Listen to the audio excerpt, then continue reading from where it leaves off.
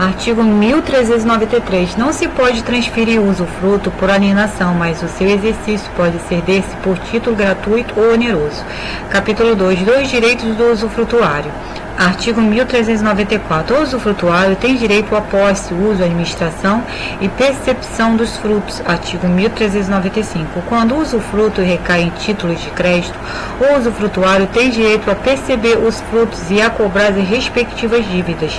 Parágrafo único. Cobradas as dívidas, o usufrutuário aplicará de imediato a importância em títulos da mesma natureza ou em títulos da dívida pública federal com cláusulas de atualização monetária segundo índices oficiais regularmente estabelecidos.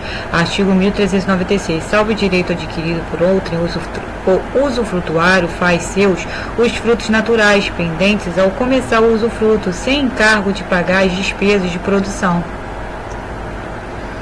Parágrafo único. Os frutos naturais pendentes ao tempo em que cessa o usufruto pertencem ao dono, também sem compensação das despesas. Artigo 1397.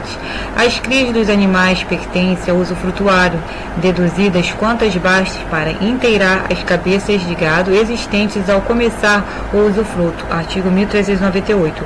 Os frutos civis vencidos na data inicial do usufruto pertencem ao proprietário e ao usufrutuário, os vencidos na data em que cessa o usufruto.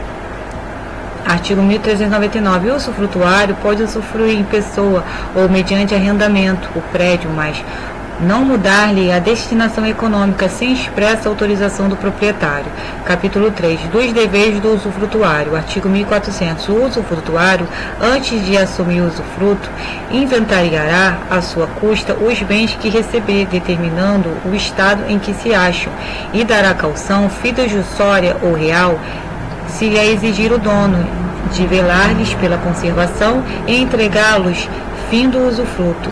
Parágrafo único. Não é obrigatória a caução o doador que se reservar o usufruto da coisa doada. Artigo 1401. O usufrutuário que não quiser ou não puder dar caução suficiente de administrar o direito de administrar o usufruto, e neste caso os bens serão administrados pelo proprietário, que ficará obrigado, mediante caução, a entregar ao usufrutuário o rendimento deles, deduzidas as despesas de administração, entre as quais se incluirá a quantia fixada pelo juiz como remuneração do administrador. Artigo 1402. O usufrutuário não é obrigado a pagar as deteriorações resultantes do exercício regular do usufruto.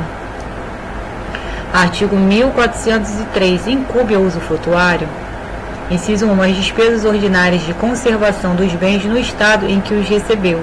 Inciso 2. As prestações e os tributos devidos pela posse ou rendimento da coisa usufruída.